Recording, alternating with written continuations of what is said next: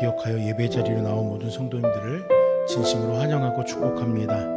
잠시 이 시간 우리 기도할 때에 아버지 하나님, 주님께 사랑하신 주의 백성들 가운데 크신 은혜로 함께하여 주시옵소서. 우리 성도들의 삶을 살피시고 오직 주님만 예배하는 그 삶 속에 한 걸음 더 나아갈 수 있도록 도와주시옵소서. 성령님 주장하여 주시옵소서. 함께 기도하도록 하겠습니다. 살아계신 아버지 하나님 감사합니다. 이 시간 주님의 은혜 가운데 주님 앞으로 한 걸음 더 나아왔습니다. 아버지, 주께서 우리의 삶을 성령으로 돌보시며 우리를 주님 앞에 예배할 수 있도록 그 여건들 가운데 함께 하신 줄 믿고 확신합니다. 이 시간 그 발걸음을 허락하셨사오니 주님께서 허락하실 그 은혜로 인하여 또한 주님 앞에 무한 감사로 감격함으로 예배하게 하시고, 이 예배를 통하여서 우리를 구속하신 놀라우신 주님의 놀라운 역사들을 마음껏 송축한 시간이 되게 하여 주셔서 여러 사정으로 인해 함께하지 못한 성도들 어느 곳에 있든지 간에 그 삶 속에서 또한 주님의 돌보심 가운데 있게 하시고, 아버지 그 삶에서 또한 허락하신 은혜를 누릴 수 있도록 도와주셔서. 살아계신 아버지 하나님 감사합니다. 주님, 우리를 도우시고 우리의 일상의 삶 속에서도 함께하여 주심에 감사드립니다. 주님께 지켜주셨기에, 동행하여 주셨기에 그 성령의 강권적인 역사가 있어서 또 예배의 자리 가운데 나왔습니다. 예배를 통하여 오직 주께만 영광 올려드리게 하시고, 이 예배를 통하여서 주께서 우리에게 허락하신 구속의 놀라운 은혜 앞에 감사하고 감격하는 귀한 시간이 되게 하여 주시옵소서. 시작부터 끝까지 주님께서 도우시길 원하오며 예수 이름으로 기도드립니다. 아멘. 우리 함께 찬양으로 하나님 앞에 영광 올려드리도록 하겠습니다. 고난 내 영혼 편히쉴 곳과 찬양 드리겠습니다. 고난 내 영혼 편히 쉴 곳과 땅이라도 안전한 포구, 폭풍까지도 다스리시는 주의 영원한 팔 의지해 주의 영원하신 팔 함께하사 나를 붙드시니 어느 곳에 가든지 요동하지 않음은 주의 팔을 의지함이라.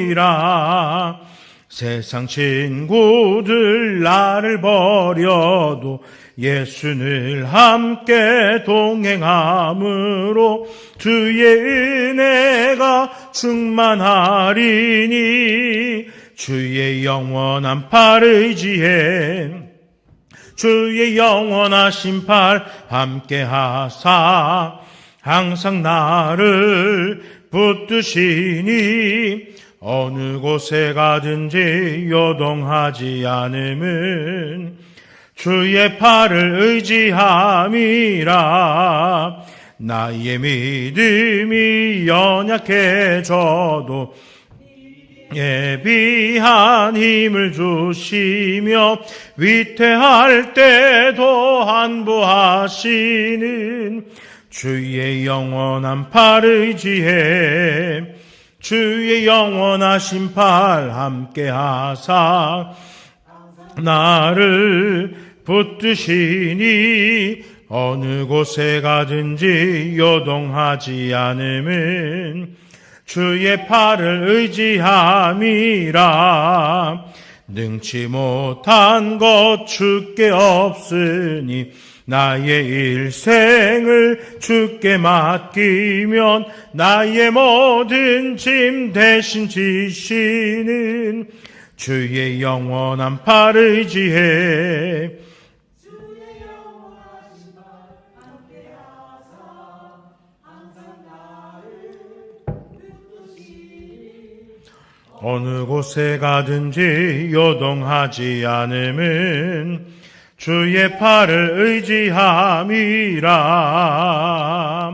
내가 매일 기쁘게 쓸래 얘길 행함은 주의 팔이 나를 안보함이요. 주의 큰 복을 받는 참된 비결은 주의 영이 함께함이라. 성령이 계시네 할렐루야 함께 하시네. 좁은 길을 걸으며 밤낮 기뻐하는 것 주의 영이 함께 함이라. 예수 십자가의 공로 힘입어 그 발 아래 엎드려 참된 평화 얻음은 주의 영이 함께함이라. 성령이 계시네 할렐루야 함께하시네. 좁은 길을 걸으며 밤낮 기뻐하는 것 주의 영이 함께함이라. 나와 동행하시고 모든 염려하시니 나는 숲의 새와 같이 기쁘다. 내가 기쁜 마음으로 주의 뜻을 행함은 주의 영이 함께함이라. 성령이 계시네 할렐루야 함께하시네. 좁은 길을 걸으며 밤하는 것 주의 영이 함께함이라. 세상 모든 욕망과 나의 모든 정욕은 십자가에 이미 못을 박았네. 어두운 밤이 지나고 무거운 짐 벗으니 주의 영이 함께함이라. 성령이 계시네 할렐루야 함께하시네. 좁은 길을 걸으며 밤낮 기뻐하는 것 주의 영이 함께함이라. 아멘.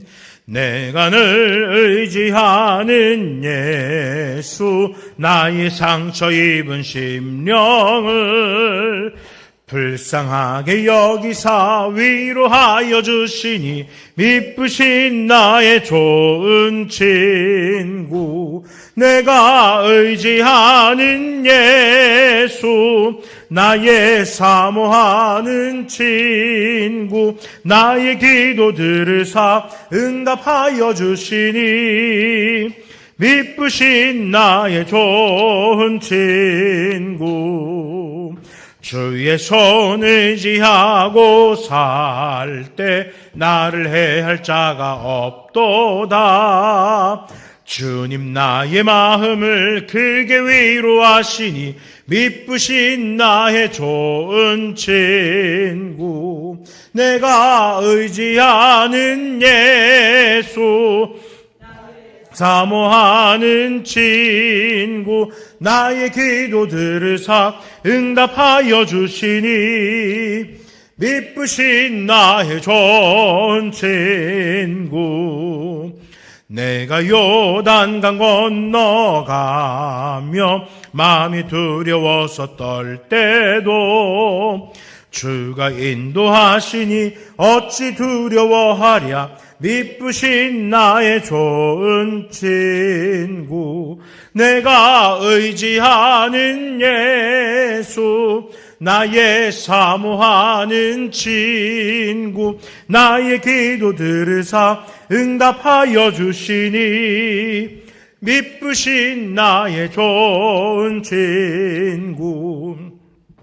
이후 천국에 올라가서 모든 성도들과 다 함께 우리들을 구하신 주를 찬양하리라. 미쁘신 나의 좋은 친구. 내가 의지하는 예수 나의 사모하는 친구. 나의 기도 들으사 응답하여 주시니 미쁘신 나의 좋은 친구. 아버지 하나님, 주님께서 우리에게 허락하신 그 사랑을 가지고 주님 앞으로 나아갑니다. 그 사랑을 가지고 이 땅을 살아갔지만 여전히 우리는 그 사랑 없이는 살아갈 수 없는 연약하고 부족함이 많은 자들입니다. 이제 다시 주 앞에 나아갈 때에 그 사랑이 우리의 삶 속에 충만케 하여 주시고 이 예배를 마치고 삶의 자리로 돌아갔을 때 우리의 삶으로부터 이 세상을 향하여 그 사랑이 나누어지고 증거되어지기에 부족함 없게 하여 주시옵소서. 주님의 말씀 앞으로 나아갑니다. 그 말씀 앞에 겸손함으로 서게 하시고 입술을 열어 전하는 자나 귀를 열어 듣는 자나 함께 동일한 말씀 가운데 은혜 누리며 동일하게 변화받아 새로운 생명을 살아갈 것을 결단하는 귀한 시간이 되게 하여 주시옵소서. 사랑하는 나눔교회 성도님들, 그들의 삶 속에서 육신의 강건함과 삶의 평안함을 주님께 도우시길 원하오며 예수 이름으로 기도드립니다. 아멘. 우리 함께 묵상하실 말씀은 로마서 14장 1절에서 23절까지의 말씀입니다. 신약성경 258쪽 로마서 14장 1절부터 23절의 말씀입니다.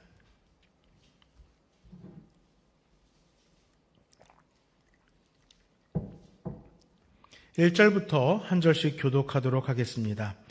믿음이 연약한 자를 너희가 받되 그의 의견을 비판하지 말라.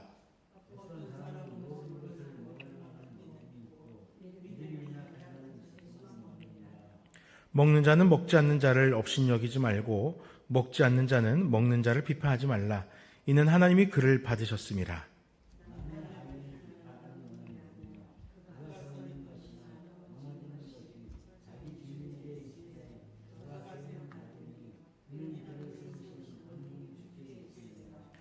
어떤 사람은 이 날을 저날보다 낮게 여기고 어떤 사람은 모든 날을 같게 여기나니 각각 자기 마음으로 확정할지니라.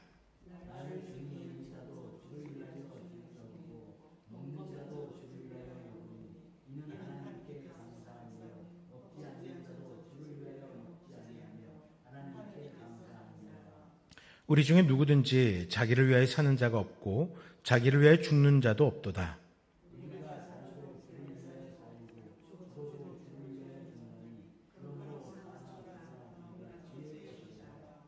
이를 위하여 그리스도께서 죽었다가 다시 살아나셨으니 곧 죽은 자와 산 자의 주가 되려 하심이라.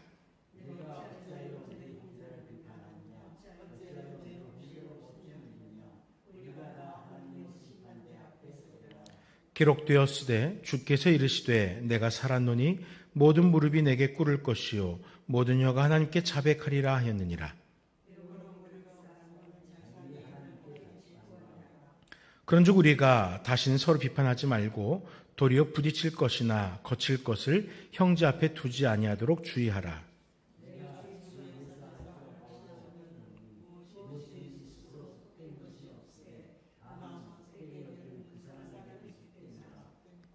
만일 음식으로 말미암아 내 형제가 근심하게 되면 이는 내가 사랑으로 행하지 아니함이라. 그리스도께서 대신하여 죽으신 형제를 내 음식으로 망하게 하지 말라.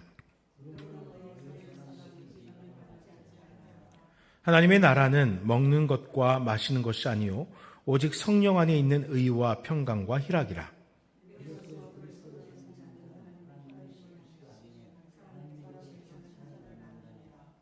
그러므로 우리가 화평의 일과 서로 덕을 세우는 일을 힘쓰나니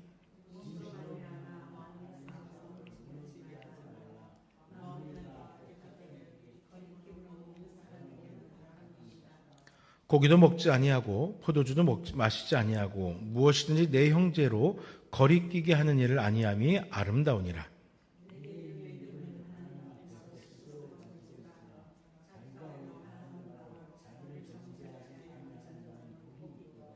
의심하고 먹는 자는 정죄되었나니 이는 믿음을 따라하지 아니하였기 때문이라. 믿음을 따라하지 아니하는 것은 다 죄니라. 아멘. 오늘 이 시간에는 우리가 함께 읽은 로마 14장 1절에 23절 말씀 그 가운데에서 12절까지의 말씀을 가지고 비판보다는 관용이라는 제목으로 함께 말씀을 나눠보려고 합니다. 로마서 14장은 교회 안에서 발생한 비판과 정죄에 관해서 문제를 제기하고 있습니다. 왜 교회 안에 이렇게 비판하고 정죄하는 일이 많은가? 그것을 이야기하면서 해결책이라고 정답이다라고 할 수도 있겠지만 또 우리 이렇게 한번 살아봅시다 라는 권면의 마음으로 해법을 제시하고 있습니다. 이미 알고 있듯이 교회에는 다양한 배경과 성품 그리고 연령대가 있습니다. 또 우리나라 같은 교회가 아니라 미국이라는 나라를 가면은 또 다양한 문화의 사람들이 모여서 다국적자들이 또 예배를 드리기도 합니다. 그렇기 때문에 이렇게 너무나 다른 배경과 문화와 그런 살아왔던 모습을 가진 사람들이 하나됨을 이룬다라는 것은 꽤나 어려운 일인 것 같습니다. 그럼에도 불구하고 교회는 그리스도와 연합됨과 아울러 공동체 내적인 하나됨을 이루어가야 하는 것이 우리의 신앙의 모습일 것입니다. 그럼 왜 우리는 하나 되어야 되는가? 교회 공동체를 예수 공동체라고 말하듯이 각각의 성도들이 예수 그리스도와 연합함으로 예수님과 함께하고 있습니다. 그리고 각각이지만 그 예수님과 함께하는 자들이 모여 있다면 우리는 예수님 한 분 안에 각각이 유기적으로 연결되고 결합되어지게 되기 때문입니다. 우리는 예수님으로 하나 되어지고 예수님과 더불어 다른 이들과 더불어 하나됨을 이루어가는 것입니다. 때문에 이미 하나됨을 이루어가고 있는 예수 공동체의 모든 지체들은 서로를 진정으로 사랑하고 존경하고 배려하고 나눔으로써 공동체의 완성을 이루어가야 된다라는 것입니다. 만약에 우리가 예수님과 연결되었는데 예수님과 연결된 다른 지체와 연결되지 않는다라는 것은 우리 공동체에 무언가 문제가 있다라는 것입니다. 그렇기 때문에 우리는 하나됨을 이루어가는 것이고 이 공동체의 완성을 서로 간의 연결됨으로 이루어가는 것입니다. 그리고 가장 중요한 것은 그리스도 예수 안에서 복음으로 거듭남으로써 같은 믿음을 고백하며 같은 신앙의 모습으로 살아가는 것, 그것이 바로 우리 교회라는 우리 공동체, 예수 공동체의 신앙의 모습이 되어야 되는 것입니다. 물론 이러한 근본적인 믿음 위에도 교회를 향한 주님의 부르심과 맡겨진 사명을 공유해야 되고 함께 사명자의 삶을 살아가야 됩니다. 때문에 바울 사도는 이 14장의 말씀을 설명하면서 고린도전서와 고린도후서의 그런 교훈들을 많이 인용합니다. 고린도전서 1장 10절을 통해서 형제들아 내가 우리 주 예수 그리스도와 이름으로 너희를 권하노니 다 같은 말을 하고 너희 가운데 분쟁이 없이 같은 마음과 같은 뜻으로 온전히 합하라 라고 권면했던 것을 오늘의 말씀 가운데서도 또 그 같은 교훈으로 함께하고 있는 것입니다. 이같이 우리는 같은 말을 하고 같은 마음과 같은 뜻으로 온전히 합해야 되는 것입니다. 이러한 하나됨은 교회의 본질을 회복하는 바른 길이 되는 것입니다. 하지만 교회의 하나됨을 저해하는 요소들이 분명히 있습니다. 대표적인 것이 서로를 자신의 잣대로 판단하고 정죄하면서 자신의 울타리에 어울리지 않는다고 밀쳐내는 행동들입니다. 그들 가운데 누군가는 고아일 수도 있고 과부일 수도 있고 우리의 긍휼을 필요하다고 하나님의 자비가 머무르고 있는 이들일 수 있습니다. 그럼에도 불구하고 우리는 이런 모습이 우리와 다르니까, 이러한 결이 우리와 다르니까 우리는 종종 우리들의 다른 모습과 그 다른 잣대로서 업신여기고 비판하면서 결국 공동체 하나됨을 무너뜨리곤 하더라는 것입니다. 제가 이전에 있었던 교회가 배경이 있습니다. 어떤 배경이 있느냐면요, 목동이라는 그래도 비교적 사는 사람들이 산다는 동네에 있는 교회입니다. 그런데 여러분, 목동이 언제부터 살던 사람이 있던 동네였겠습니까? 사실 재개발하기 이전까지, 그 재개발하기 이전에 제가 목동에 살았었거든요. 어릴 때. 똥 떠다니는 개천이 있었던 동네가 목동입니다. 지금 뉴스에서 그렇게 휘황찬란한 아파트, 몇십억짜리 아파트가 또 교육열이 이렇게 언급되고 있지만 사실 80년대 초중반까지만 해도, 아니요, 90년대 초반까지만 해도 목동 자랑할 것 없는 그런 동네였습니다. 그 교회는 그런 지역에 70년대부터 자리하고 세워졌던 교회입니다. 그러니 그 교회의 성도들은 어떤 분들이겠습니까? 그런 배경 속에서 살아가던 분들이 꾸준히 그 지역에서 지역의 발전과 관계없이 한 교회를 섬기며 그 교회 안에서 공동체를 이루며 살아왔던 것입니다. 그런데 90년대 중후반이 지나면서 목동에 아파트 단지들이 들어서고 이제 어떤 이들이 그 자리로 몰려오게 되었습니까? 조금 있다 하는 사람들이 점차 몰려오게 되었습니다. 다른 말로 말하면은 그 교회가 세워지고 그 교회 기틀이 형성되는 데 수고했던 성도들과 지금 현재 그 교회를 또 다니고 있는 성도들, 분명히 다른 색채의 두 부류의 성도들이 있다는 것입니다. 만약에 그 안에서 이 다른 모습의 성도들이 합쳐지지 못한다면 어떤 일이 있겠습니까?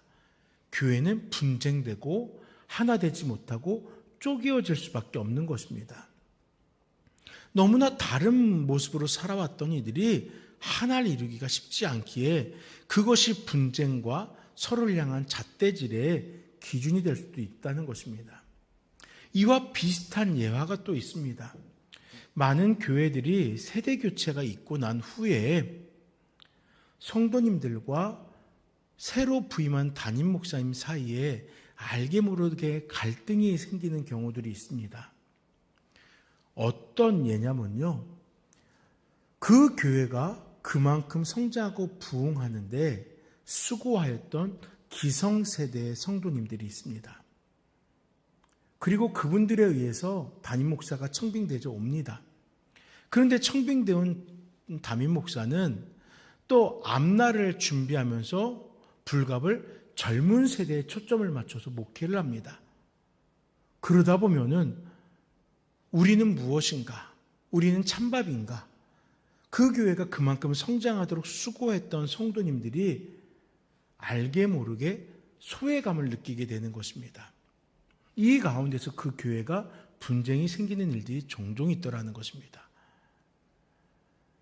사실 너무나 가까운 우리들의 주변에서 이 교회가 하나됨을 방해하는 그런 삶의 모습들, 그런 일상의 삶 속에 있는 모습들, 잣대들이 결국은 교회들의 하나됨을 저해하더라라는 것입니다. 그런데 이러한 문제들이 우리가 이미 알고 있듯이 로마 교회 안에도 있었습니다. 로마 교회는 이방인들과 유대인들이 함께하는 다민족 교회였습니다. 이로 인해서 이들은 서로 하나 되지 못하고 분열하고 있었습니다. 문화만 달랐을까요? 부유한 자들과 또 부유하지 못한 자들이 있었습니다. 어떤 이유로 그들이 분열되었겠습니까? 너무나 다른 모습들로 인해서 분열되었을 것입니다. 그런데 오늘 본문을 보니까 그러한 모습들 뿐만 아니라 핵심적인 그들이 믿음을 실천하는 방법, 신앙을 살아가는 방법에 의해서도 그들이 분열되고 있었다라는 것입니다. 본문 2절을 보니까 음식에 대한 문제도 여러 분열의 문제 중 하나였던 것 같습니다. 음식 하니까 문화를 이야기할 것 같습니다. 그런데 단지 음식은 문화만을 이야기하지 않았습니다. 유대인들과, 즉 유대교에서 개종한 신앙인들과 또 이방인 신앙인들, 유대 율법과 관계없이 신앙생활하는 그 사람들 간에 그러한 신앙의 결이 다른 모습이 문제 요소로 작용하고 있더라라는 것입니다. 이방인들과 유대인들은 이와 같이 그 신앙의 실천의 모습이 다른 것을 가지고 서로를 업신여기거나 비판하는 모습을 보였다는 것입니다. 그렇다면은 이렇게 분쟁하는 공동체를 바라보는 바울 입장에서 얼마나 골치가 아프겠습니까? 자신 앞에 펼쳐진 이 문제를 바라보면서 바울은 이 문제를 어떻게 해결할까요? 바울은 이렇게 이야기합니다. 서로 정죄하지 맙시다. 우리의 하나됨을 지켜나갑시다. 라고 권면하는 것입니다. 로마서 15장 7절, 오늘 우리가 함께 읽은 7절 말씀은 이러므로 그리스도께서 우리를 받아 하나님께 영광을 돌리심과 같이 너희도 서로 받으라 라고 말합니다. 여기서 그리스도께서 우리를 받았다라는 그 말의 뜻이 무엇입니까? 우리는 죄로 인하여 죽었던 자들입니다. 아버지 앞에 나아갈 수 없는 그런 죄인이었던 것입니다. 그럼에도 불구하고 주께서 그 죄악된 자들을 받아주시고 그들을 위하여 대속의 보혈을 흘려주셨고 그로 인하여 우리는 하나님 앞에 자유롭게 나아갈 수 있는 은혜와 영광에 이르게 되었다는 것입니다. 그러니 죄로 인하여 죽었던 자들도 사함을 받았는데 너희끼리 서로 못 받겠느냐? 서로 용납하지 못하겠느냐라고 물었던 것입니다. 결국의 해결법은 하나됨을 해결하면 된다라는 것입니다. 로마 교회가 서로 받아서 하나님의 영광이 되어야 하듯이 중요한 사실은 이 교훈을 받아 우리도 서로 정죄하거나 업신여기지 말고 하나가 되어야 한다는 것입니다. 우리 함께 우리가 성으로 정죄하지 말고 업신여기지 않으므로 하나가 되어야 하는 이유에 대해서 오늘 본문의 말씀을 살펴보려고 합니다. 그리고 궁극적으로 함께 나누면서 이 은혜를 함께 나누면서 하나됨을 계속 이루어가는 우리 나눔교회 모두가 되시길 간절히 소망합니다. 먼저 1절에 3절 말씀은 비판하지 맙시다라고 교훈합니다. 우리 함께 1절의 말씀을 읽겠습니다. 믿음이 연약한 자를 너희가 받되 그의 의심하는 바를 비판하지 말라. 아멘. 바울이 말하는 연약한 자는 누구이겠습니까? 믿음이 연약한 자는 아직 영적인 분별력, 시각이 부족해서 하나님의 뜻을 온전히 이해하지 못하고 있는 자를 말하는 것입니다. 그들은 율법에서 규정한 부정한 음식을 거절했고 오직 정결한 음식만을 먹겠다라고 이야기했습니다. 그래서 그들이 택할 수 있는 선택지는 오직 채소뿐이었던 거예요. 유대인들을 말하는 겁니다. 바울은 이들에게 권면하면서 말하면서 그들이 비록 연약하지만, 즉 로마 시민들의 입장에서 또 로마에 있는 다른 문화를 가진 사람들의 입장에서 보았을 때 왜 여전히 율법에 사로잡혀 있는가 안타까워하면서 그들을 바라볼 때 그들에게 이야기하는 겁니다. 그들이 비록 연약하지만 그들의 믿음 우리가 존중하자라는 것입니다. 논쟁의 여지에 대해서 왜 그렇게 하는 거야? 율법에서 떠나 살아야 되지. 그들을 꼬집고 그들에 대해서 정죄할 것이 아니라 다투지 말고 그들의 연약한 믿음을 존중하라는 것입니다. 왜냐하면은 모든 사람의 믿음에는 차이가 있기 때문입니다. 어떤 사람은 조금 더 성숙한 믿음을 가지고 하나님을 섬깁니다. 또 어떤 사람은 그 믿음의 성장이 아직 연약함으로써 그 연약한 믿음, 그 작은 것으로 주님을 섬기고 붙들기 때문에 성숙한 자가 보기에는 그 부족함이 보여질 수 있다는 것입니다. 하지만 공통점이 무엇입니까? 그 믿음의 크기에는 차이가 있을 수 있지만 그 둘 다 믿음을 고백하며 살아가고 있다는 것입니다.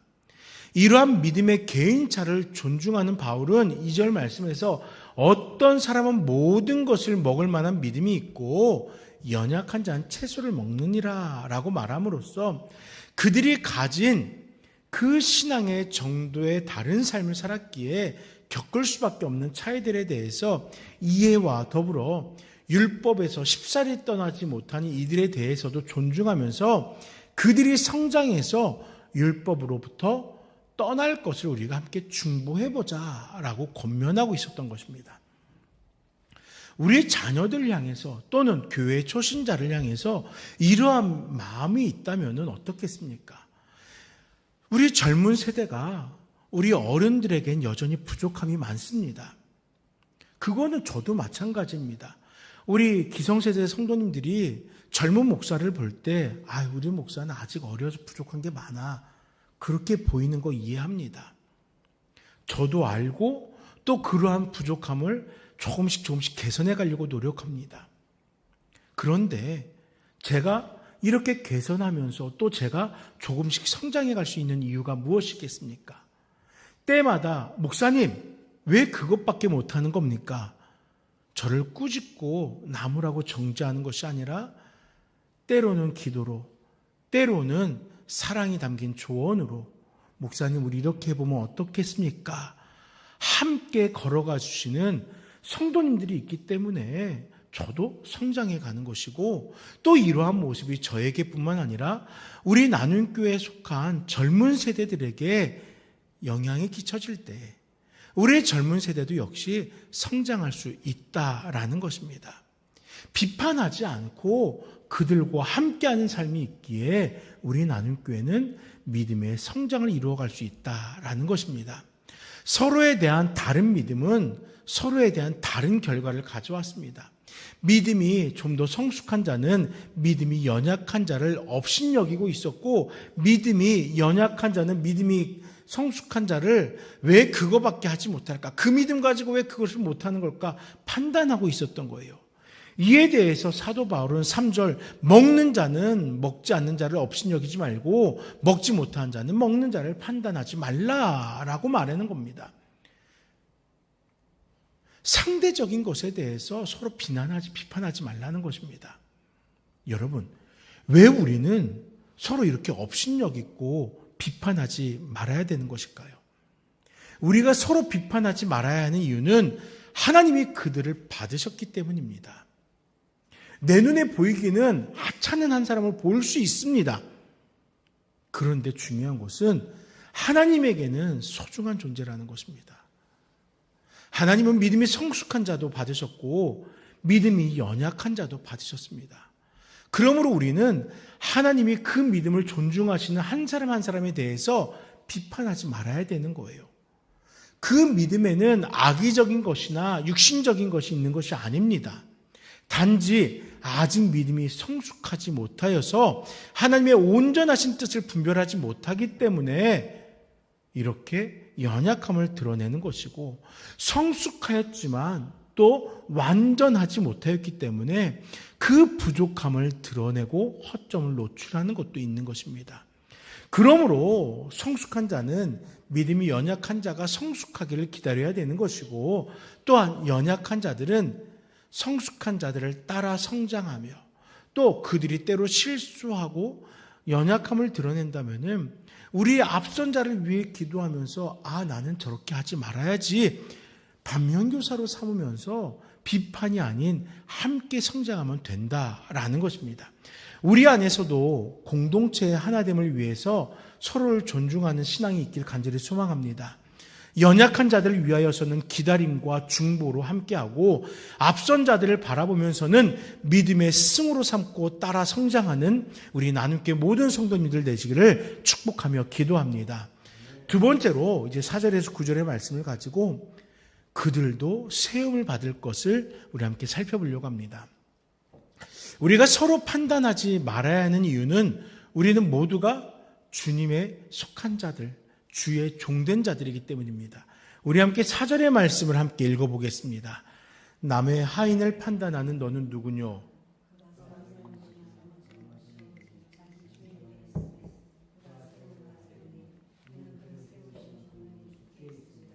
아멘.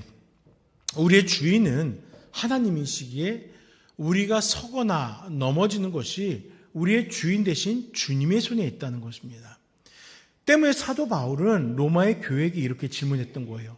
남의 하인을 판단하는 너는 누구냐? 너는 누구기에 다른 사람의 종을, 다른 사람에게 속한 자를 판단하는 것이냐? 라는 것입니다.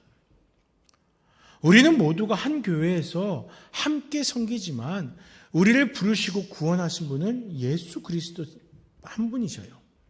그리고 우리는 자유함을 얻었지만 주님의 종으로 헌신하여 섬기고 있는 것입니다. 그러므로 우리가 서고 넘어지는 것이 우리의 주인께 있다라는 사실을 우리는 고백하고 분별할 수 있어야 돼요. 우리를 세우시는 권능은 오직 주님께 있다. 그러므로 우리는 서로를 판단하고 정죄하지 않아도 된다는 것입니다. 5절의 말씀을 보면은 로마의 성도들 중에는 특정한 절기에 대해서 다른 의견을 가지고 있던 자들이 있습니다.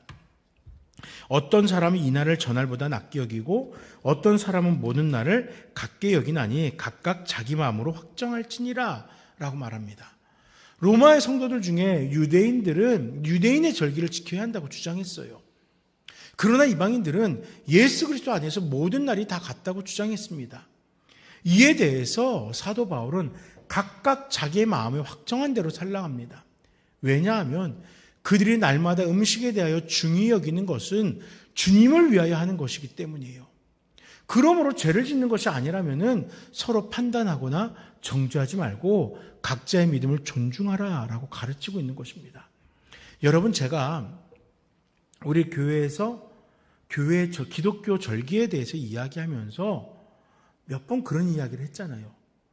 교회에서는 이제 유월절, 교회에서는 맥주절, 이런 것들이 우리에게는 의미가 없다.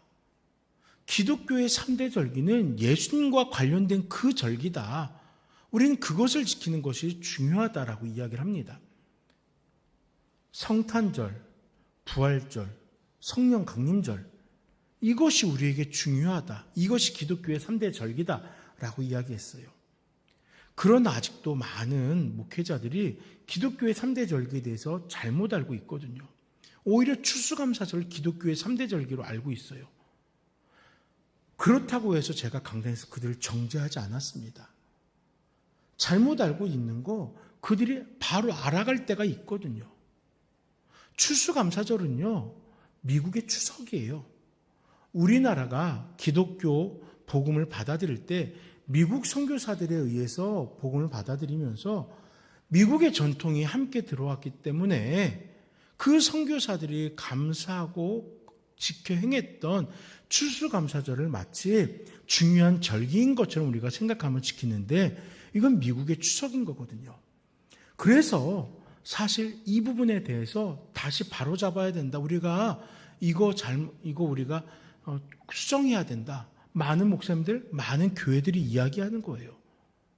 그러면서 성령 강림절을 중요하게 여기게 되고 주님의 승천일을 우리는 기억해야 된다라고 이야기하는 겁니다.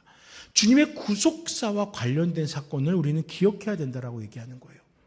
하지만 이렇게 이야기하는 신학자들, 이렇게 이야기하는 목회자들, 그것에 대해서 잘 알지 못하였던 목회자들에 대해서 정죄하지 않습니다. 목사가 목사답지 못하다고, 잘못됐다고, 틀렸다라고 비난하지 않습니다. 그들에게 알려주고 조금씩 그들이 구태연해왔던 지난날의 그런 것들에서 바뀌어지길 기다리고 있는 것입니다. 판단하거나 정죄할 필요 없이 성장하고 변화되어지기를 기다려주면 된다라는 것입니다. 왜 그렇습니까? 세워지는 과정이거든요. 나이가 많다고 해서 다 세워진 것이 아니고 젊다고 해서 아직 세워지지 않았다는 것이 아니에요. 주께서 우리를 세워주시는 그 신앙의 분량을 따라서 우리가 교회 안에서 함께 성장해 가는 것입니다. 사도 바울은 그리스도인은 자기를 위해 살거나 죽는 자가 아니라 주를 위하여 살거나 죽는 자라고 이야기하면서 때문에 우리의 삶과 열정이 오직 주께 있고 주님께서 그와 함께하면 된다라는 것입니다. 예수 그리스도께서는 우리의 주가 되시기 위해 죽으셨다가 다시 살아나셨거든요. 그래서 주님은 죽은 자와 산 자의 주가 되셨던 거예요. 우리가 살아도 주를 위하여 살고 죽어도 주를 위하여 죽기에 우리는 항상 주를 위하여 살아가는 자가 되는 것입니다. 사도 바울은요, 차라리 몸을 떠나 주와 함께 거하는 것을 원한다고 합니다. 왜냐하면 몸을 떠나 몸과 함께 살아가는 것, 구습된 것, 습관적인 것, 문화에 대한 것, 이런 것들이 오히려 그 신앙의 자유함을 방해하는 것들이 있기 때문입니다. 그래서 고린도후서 5장 9절 10절 말씀에서 우리가 담대하여 원하는 바는 차라리 몸을 떠나 주와 함께하는 그것이라. 그런즉 우리가 거하든지 떠나든지 주를 기쁘시게 하는 자 되기를 힘쓰노라 라고 말하면서 우리의 삶이 주님과 함께하는 삶을 사는 것, 그것이 우리에게 참된 소망이 되기를 원했던 것이에요. 우리가 이 육신에 거하든지 떠나 주님과 함께 거하든지 주님이 기쁘시는 삶을 살아야 된다라고 말했던 것입니다. 사랑하는 여러분, 우리의 삶의 목적이 주님의 영광이 되는 삶을 살아가는 것, 이거는 불변일 것입니다. 우리를 위해서 죽으시고 부활하시고 또 우리와 지금도 함께 하신 주님, 그 주님과 함께 하면서 오늘도 우리는 성화의 삶을 통하여서 세워져 가는 것입니다. 연약했던 그 모습에서 조금씩 성장해져 가는 것입니다. 우리 함께 우리의 삶 속에서 이렇게 세워져 가는 자가 되기를 소망하며 아직 온전하지 못한 자를 설 수 있도록 돕는 우리 성도님들 되시길 간절히 소망합니다. 이제 마지막으로 10절 이하의 말씀을 가지고 주님께서 결국은 판단하신다는 사실을 우리가 한번 살펴보려고 합니다. 바울이 왜 남에게 속한 자를 판단하려고 하느냐라고 얘기했잖아요. 왜 업신여기느냐라고 또 묻습니다.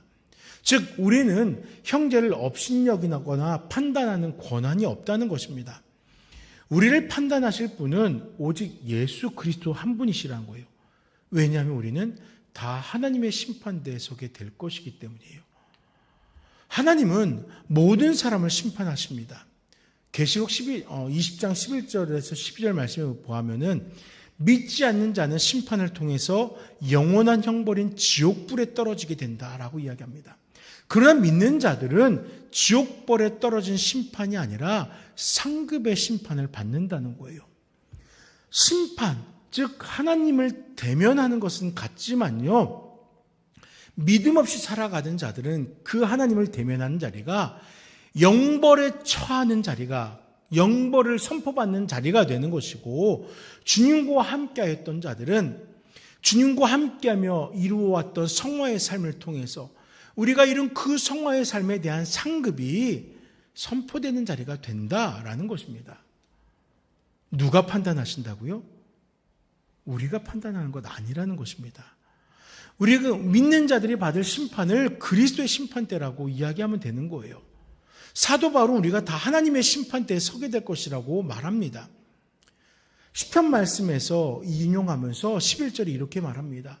기록되었을 때 주께서 가라사대 내가 살았노니 모든 무릎이 내게 꿇을 것이요 모든 혀가 하나님께 자백하리라 하였느니라.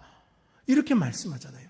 이는 모든 사람이 예수 그리스도 앞에 무릎을 꿇고 하나님께 고백하는 역사가 일어난다는 것입니다. 그것에 대한 예언이었던 거예요. 시편에 있었던 그 예언을 바울이 지금 인용하는 거예요. 그리고 고린도후서 5장 10절의 말씀을 보면은 이는 우리가 다 반드시 그리스도의 심판대 앞에 드러나 각각 선악간에 그 몸으로 행한 것을 따라 받으려 함이라 라고 말씀함으로써 우리가 행한 일에 대해서 악하고 선한 것에 대해 심판을 받게 되는 거예요. 주님의 심판은 선에 대하여서는 큰 상급과 칭찬이 있지만 악에 대해서는 영벌이 있다는 것입니다. 사랑하는 여러분, 우리는 각자가 자신이 행한 일에 대해서 그리스도 심판대에 서서 심판받는다는 사실을 기억할 수 있어야 돼요.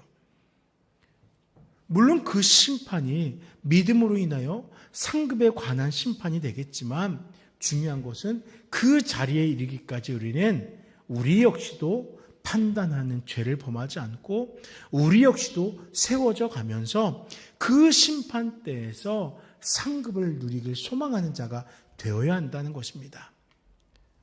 이제 말씀을 정리해 보려고 합니다. 우리들은 형제들에 대해서 업신여기거나 비판하는 것, 사실은 우리가 업신과 비판이란 말로 이렇게 좀 나를 세웠으니까 내가 업신여겼나? 내가 비판하였나? 난 그렇게까지 안 했는데 라고 생각할 수도 있지만 알게 모르게 잣대를 들어대고 알게 모르게 핀잔을 주며 알게 모르게 그들의 연약한 모습에 손가락질을 하곤 했었습니다. 그리고 그러한 모습을 통해서 공동체의 하나됨을 깨트리는 행위를 알고서 했던 것이 아니라 모르는 가운데 했던 것입니다. 그러나 여러분, 오늘 말씀을 보면은 우리가 비판할 필요 없다는 것입니다. 우리가 업신여길 필요 없다는 것입니다. 우리는 그저 그들과 함께 세워져 가는 되는 것이고 마지막 때 주께서 그 모든 것을 심판하실 것을 맡기면 된다는 것입니다. 우리는 삶에서 본이 됨으로써 연약한 자들이 보고 배우며 따라갈 수 있도록 도우면 되고 또 그 본의 역할을 감당할 수 있도록 우리 역시도 세워져 가면 되는 것입니다. 사랑하는 여러분, 정죄나 비판이 아니라 서로를 사랑하고 용납함으로 주님의 몸된 이 나눔교회를 세워가는 우리 모든 나눔교회 성도님들이 되시기를 간절히 축원합니다. 우리 이 시간 잠시 기도할 때 아버지 하나님, 우리로 비판하였던 손가락을 거두어드리게 하시고 정죄하였던 우리의 입술을 가리게 하여 주시옵소서. 이제는 함께 세워져 함께 성화되어지고 함께 주님 앞으로 나아가게 하옵소서. 잠시 기도하도록 하겠습니다. 주님 아버지 감사합니다. 이 시간에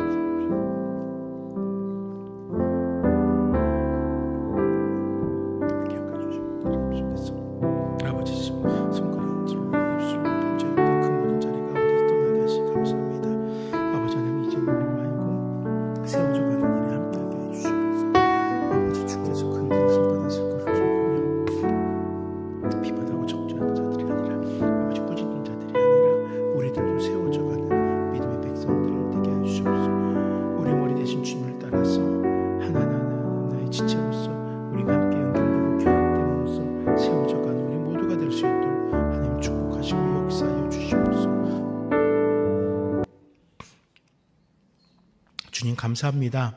이 시간 함께 모여 예배하며 주의 말씀을 통하여서 우리의 연약한 신앙을 되돌아보게 하시니 감사합니다. 아버지 하나님, 우리가 혹여라도 알지 못하고 누군가를 평가하며 비난하며 정죄하진 않았습니까? 아버지 하나님, 우리의 연약함이 있어서 그들과 함께 세워지지 못하고 오히려 그 연약함으로 누군가를 비난하였습니다. 이제는 주님의 은혜로 깨우쳤사오니 우리 함께 세워져 간 자들 되게 하시고, 혹 조금 더 성숙하였다면 조금 연약한 자들에게 신앙의 본이 되는 자들이 되며, 내가 연약하다면 조금 더 성숙한 자를 따라서 바른 것이 무엇인가를 함께 성장해가는 우리 모두가 될 수 있도록 함께하여 주시옵소서. 그래서 마지막 주님의 심판의 때에 우리 함께한 나눔교회 성도들 모두는 큰 상급 받아 영원토록 주와 함께하는 자들 될 수 있도록 도와주시옵소서. 감사합니다. 예수 이름으로 간절히 기도드립니다. 아멘. 주 예수 그리스도의 은혜와 아버지 하나님의 크고 놀라우신 사랑과 성령 하나님의 역사하심이 이 시간 주님 앞에 나와 이 말씀을 통하여서, 주께서 허락하신 말씀을 통하여서 변화된 삶을 결단한 사랑하는 나눔교회 모든 성도들과 이 땅의 모든 믿는 자들의 삶 속에 영원토록 함께 있을지어다. 아멘.